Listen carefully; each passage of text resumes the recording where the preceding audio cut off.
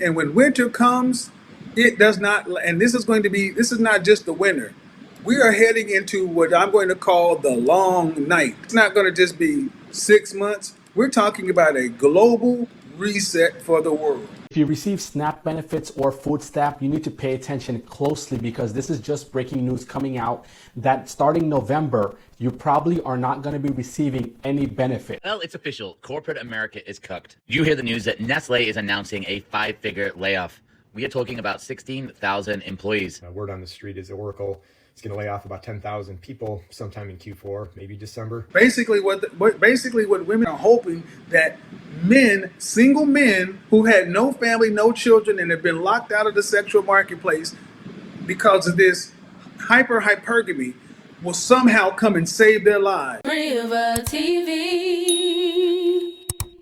What's up, guys? It's your girl Rivah, and I'm back again with another video.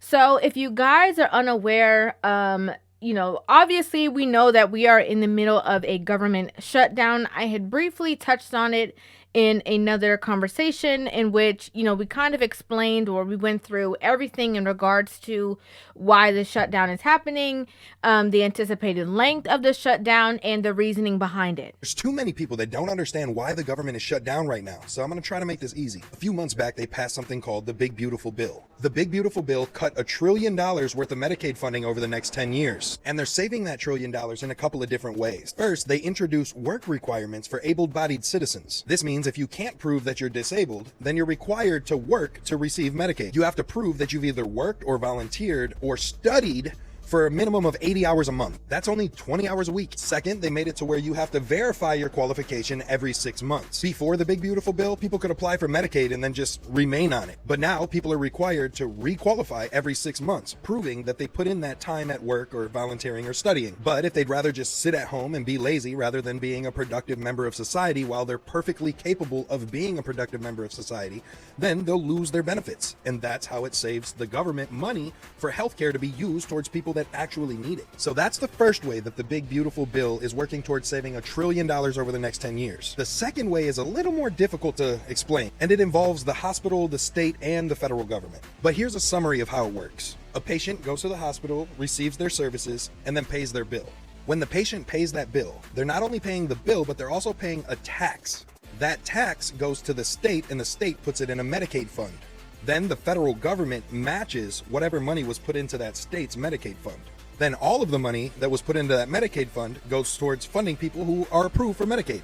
But in the Big Beautiful Bill, they reduced the amount of money that the federal government is willing to put in the state's funds. Since there's less money coming out of the funds because they've eliminated the people abusing the system, they shouldn't have to put as much into the funds. And since they don't have to put as much into the funds, they don't have to tax the American population as much. Now, nearly a month in, only a couple weeks out, the shutdown started on October 1st. Now it has been announced through so many different channels that food stamp benefits, SNAP benefits, are going to be shut off coming November 1st. If you receive SNAP benefits or food stamp, you need to pay attention closely because this is just breaking news coming out that starting November, you probably are not going to be receiving any benefits. So just in less than 2 weeks, food stamps will be discontinued unless the government shutdown that gets fixed. Unless the government is back open at this current rate, it looks like food stamp is not going to have enough money to be given out in November if the government is still shut down. So obviously we know that, food stamps is given to a plethora, a variety of people, right? It affects, people who are on disability, people who are unable to work, people who are elderly, people who are on unemployment, men and women alike, single fathers. It affects a plethora of other people. Hey, I'm on EBT, bro. Hey, that's why. Hey, look, bro. Calm down, bro. I'm on EBT, right? Look. Say my name, bro. That shit. I had to go up in there by my face with a bell. What I really wanted to hone in on is the fact that the good, unfortunately, have to suffer for the bad. And what I mean by that is, there's so many conversations circulating currently in the era that we're in where women are like, they're not even willing to go 50-50 with a man. He has to come and he has to pay all their bills, all of these things. And this is something that Kevin Samuels talked about.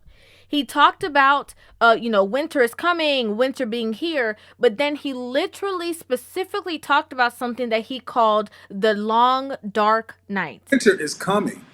Winter is coming, and when winter comes, it does not, and this is not just the winter. We are heading into what I'm going to call the long night.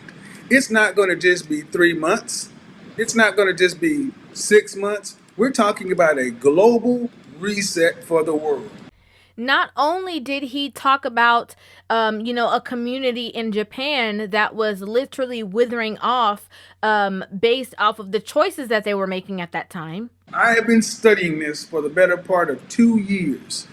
Look at what's going on in South Korea and Japan. You think it's a joke? You think it's a game? There are villages in Japan where people are outnumbered by freaking dolls. I'm not kidding. Japan is dying. An aging population and a group of people who are not dating. They're not dating. They're not marrying. They're not getting together. You know what it's called?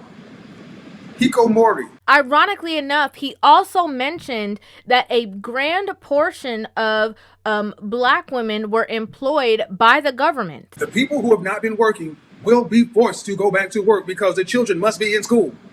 The daycares that are left will be there. What are you going to do if you go and have a job and you've been downsized, you've been automated? How many people have been to a McDonald's recently? And you'll notice that most of the front register staff is gone. It's kiosks. The largest two employers in our community of black women are federal government and retail. Retail is dead. We have 26.4 square feet of retail space for every American. The next largest developed country has 6. We have 6 times too many retail spaces. This is why you're seeing dying malls across the country. And what's going on? Because so many women are not being told to think about their long term. This is coming as a surprise. Now, how do we know that to be true? We see it every time we open social media, right? Where women will, bash the man who says that he's, fatherless and he doesn't want to be a stepfather. And then, create these proclamations of what a good man is and how you need to come in and take care of their family and, do all the above for them. I'm not going 50-50. Been there, done that, never will do it again. Because let me tell you something. You mean to tell me I still got to go to work, make money, pay 50% of the bills, then got to come home, cook dinner, take care of the kids, pick them up, drop them off at school, wash, fold clothes. So as a black man with black women that do have children, I would expect you to want to step in for women who have children. The majority of us black women are single mothers. And since we are, and you want to date us potentially, then it would be your role to step in. Now, like I said before, it is a sense of people suffering for the bad because they're, the reason why these assistants are there is because people do need them. Right. And so I understand, like, a lot of people are, may watch this video. There's going to be, somebody that who's connected to it, somebody who is, whether, like I said before, elderly or disabled or whatever, who genuinely need the benefits. And everybody is suffering based off of, one, the government shutdown and them not being able to all come to a conclusion on how they're going to move forward.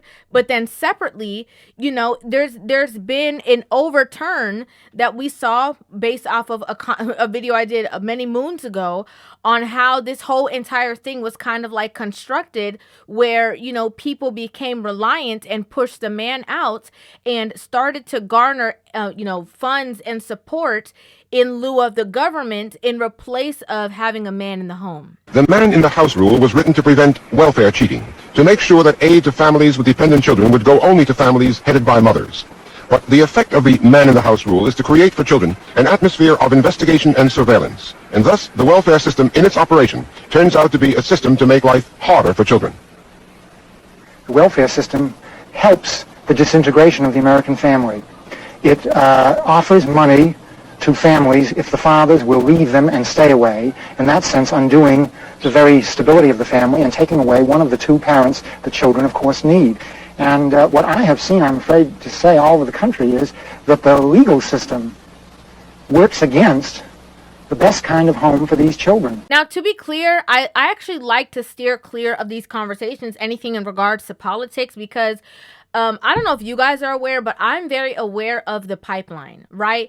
And I'm for the people. I'm just gonna keep it real. I'm for the people, but I'm very aware of the pipeline and how, in close proximity, holding women accountable and also talking about traditional women is also connected to, strong spearheaded belief systems in which it's kind of like a one size fits all. We paint everybody with one brush.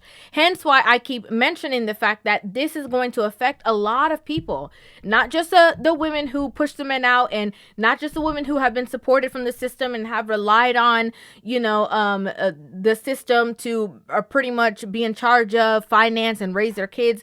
Not just that, it's going to affect a lot of other people. And it's so crazy because this is happening right before the biggest food holiday, right? Like, the holiday created called Thanksgiving is now going to be, a very touchy situation for a lot of people. And then it's also going to affect the economy in a certain way because a lot of people are not, going to be able to go to grocery stores and buy food and stuff like that. And so that's going to have an effect on everyone. It's going to lead to possible inflation in the long run because of the turn that they need to make, and that, they are dependent on making certain amounts of money. It's really a mess. It really is. But again, I wanted to mention that, like we said before, that for all of the women who talked about for a long time before, they thought that winter is coming was a farce. They thought that, it would never affect me. Who cares? I don't care about all these things that you guys are saying. I don't need a man. I could do battle by myself.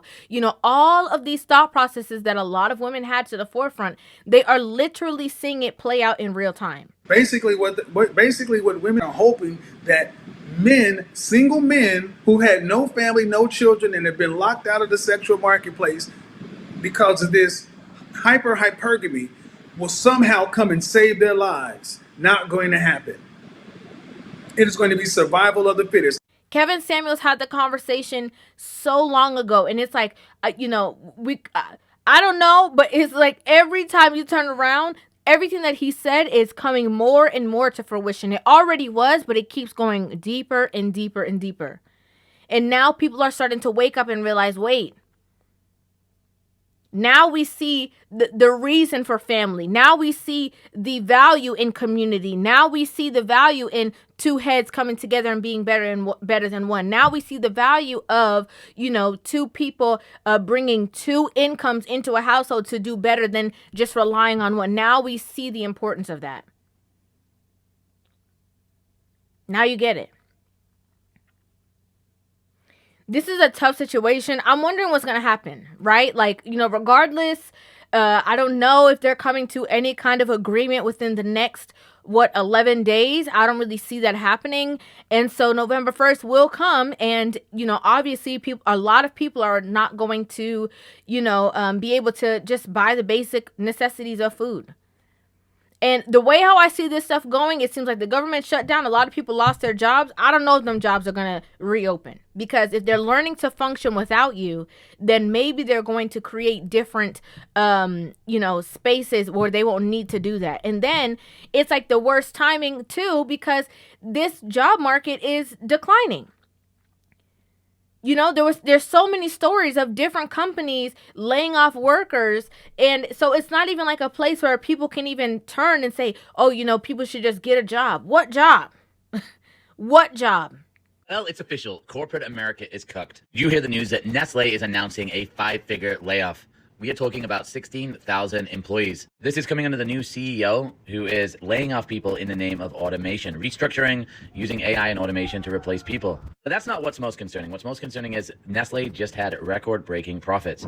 So they're making a ton of money. They're doing really, really well. But for 16,000 people who are going to be replaced by technology, they wouldn't have even seen this coming. They helped the company become profitable. They helped the company do well, and they are rewarded by losing their jobs to automation and technology. Well, it appears that the profit over people playbook in big corporate's about to strike again. Word on the street is Oracle is going to lay off about 10,000 people sometime in Q4, maybe December, after laying off 3,000 quietly earlier this year. All coming after record-breaking stock performance as well as financial performance. Net revenue, net profit, everything is up. I believe the quote I saw somewhere is Oracle is demonstrating exceptional financial strength with robust revenue growth. So what better time to lay off 10,000 people and disrupt their lives? This is a big deal. You know, I'd like to know you guys' thoughts on this entire situation in the comment section. You know, if you know people who are going to be affected, if you're going to be affected, you know, if just your thoughts on this entire situation. And, you know, I keep saying on a consistent basis, like I said before, that Kevin Samuels keeps being proven right over and over again. And it's the truth. It's the truth. I'd like to know your thoughts, like I said, in the comment section down below. Make sure you guys hit that subscribe button and give this video a thumbs up. And I will see you guys in the next one. Love you. Rivah TV.